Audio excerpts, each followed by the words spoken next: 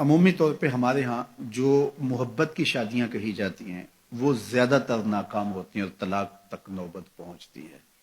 اس کا سبب کیا کہ کچی عمر کے بچے اپنے جذبات سے فیصلہ کرتے ہیں اور ان کی نظر کے اندر صرف ایک دو چیز دیکھنے کی ہوتی ہے جس سے وہ فیصلہ کرتے ہیں، لیکن کہنہ مشق اور گرم سرد چشیدہ والدین اس بات کو جانتے ہیں کہ ہماری اولاد کی ترجیحات کیا ہیں اور جو ہے وہ ازدواجی زندگی کیسے خوبصورت گزرتی ہے۔ اس لیے وہ جو فیصلے کرتے ہیں وہ فیصلے جو ہے وہ بہت اچھے ہوتے ہیں۔ کبھی ایسا ہوتا ہے کہ اولادوں کو اللہ تعالیٰ فہم، فراست اور عقل و خرد کی فراوانیاں نصیب کر دیتا ہے اور والدین واقعتاً فہم اور سمجھ میں اس مقام پہ نہیں ہوتے، تو سعادت مند اولادیں اس وقت بھی اپنے والدین کو شامل کرتی ہیں اور ان کے فیصلے اچھے بھی ہوتے ہیں۔ لیکن عمومی طور پہ ہوتا ہے کہ چاہے وہ اسکول، کالج اور یونیورسٹی میں نہ بھی گئے ہوں والدین، لیکن ان کے تجربات عملاً جو ہیں وہ زیادہ ہوتے ہیں۔ اسی لیے فرمایا گیا سید عائشہ رضی اللہ تعالیٰ عنہ سے مروی روایت ہے، ایما امرأۃ نکحت بغیر اذن ولیہا فنکاحها باطل فنکاحها باطل فنکاحها باطل، 3 مرتبہ فرمایا جو خاتون اپنے ولی کی اجازت کے بغیر نکاح کرتی ہے اس کا نکاح باطل ہے، اس کا نکاح باطل ہے، اس کا نکاح باطل ہے۔ تو عمومی طور پہ وہ نکاح جو ہیں وہ ناکام ہو جاتے ہیں، اس لیے کہ وقتی جذبات سے وہ رشتے جڑتے ہیں اور وہ ایک خاص عمر تک وہ جذبات ہوتے ہیں، لیکن اس کے بعد وہ رشتے ٹوٹ جاتے ہیں۔ ماں باپ کو پوری ترجیحات اور پوری زندگی کے سارے نشیب و فراز کا علم ہوتا ہے اور وہ ساری چیزیں سوچ سمجھ کے کوئی چیز جو ہے وہ طے کرتے ہیں۔ اس میں بعض کا ایسا بھی ہوتا ہے کہ والدین بچوں کی ترجیحات دیکھے بغیر اپنی خواہش کو مقدم کر لیتے ہیں، تو یہ چیز بھی تناؤ کا سبب اور طلاق کی نوبت تک پہنچا دیتی ہے۔ یعنی بعض کا ماں باپ کو ضد ہوتی ہے کہ میں اپنے رشتہ داروں میں ہی اپنے بچے کا نکاح کرنا ہے اور وہ بیٹی جو ہے اس کا مزاج نہیں جڑ رہا ہوتا، تو یہ خواہش اچھی ہے،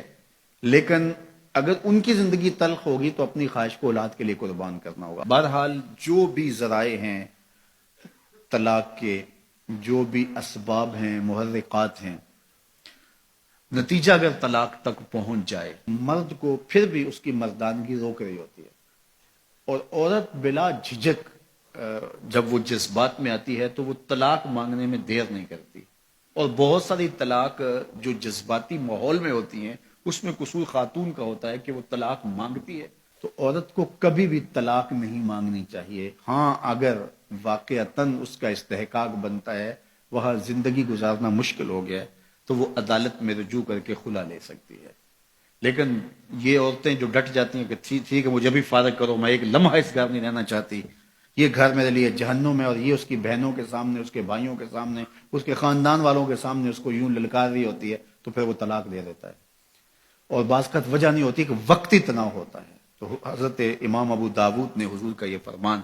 لکھا ہے کہ آقا کریم نے فرمایا کہ جو خاتون بغیر عذر کے اپنے شوہر سے طلاق مانگتی ہے وہ جنت کی خوشبو بھی نہیں پائے گی، اور جنت کی خوشبو 500 سال کی مسافت سے آنا شروع ہو جائے گی۔ تو جو بغیر عذر کے اپنے شوہر سے طلاق مانگتی ہے، تو یہ بات ذہن میں رکھیے گا کہ عورت نہیں چاہتی کہ یہ اس کے وقتی جذبات ہوتے ہیں، وہ یہی چاہتی ہے کہ میں سرخ جوڑے میں اس گھر میں آئی ہوں تو سفید کفن میں واپس لوٹو اس گھر میں، اور عورت کی آرزو ہوتی ہے کہ میرا شوہر جو ہے وہ مجھ کو جو ہے وہ خود اپنے ہاتھوں سے جو ہے وہ لاحد میں اتارے۔ میرے حضور صلی اللہ علیہ وسلم نے عورت کے اس جذبات کا لحاظ کرتے ہوئے ایک دن سیدہ عائشہ سے کہا کہ عائشہ اگر تو انتقال کر جائے میں تجھے خود کفن دور، خود لاحد میں اتاروں۔ تو حضرت عائشہ رضی اللہ تعالیٰ عنہ کی چشمان اقدس سے آنسو آ گئے کہ یہ اگر ہو تو میرے لیے اس سے بڑا کیا احساس ہے کہ میرا شوہر میرا خود جنازہ پڑھے اور خود مجھے کفن دے اور خود مجھے لاحد میں اتارے۔ تو گھر ٹوٹنے سے بچیں، اور میاں بیوی کا جس طرح یہ دنیا میں رشتہ ہے تو یہ رشتہ آخرت میں بھی قائم رہے گا، اور جب خاتون جنت میں جائے گی تو یہ جو ہے وہ ان حوروں کی جو مرد کو جنت میں عطا کی جائیں گی یہ ان کی سردار ہوگی، اور اس کا حسن و جمال ان سے فراواں ہوگا، اور اللہ تعالیٰ اس کو وہاں جو عزتیں دے گا، چونکہ وہ دار الجزا ہے، دار العمل تو ہے نہیں ہے، تو وہ دیدنی ہوں گی۔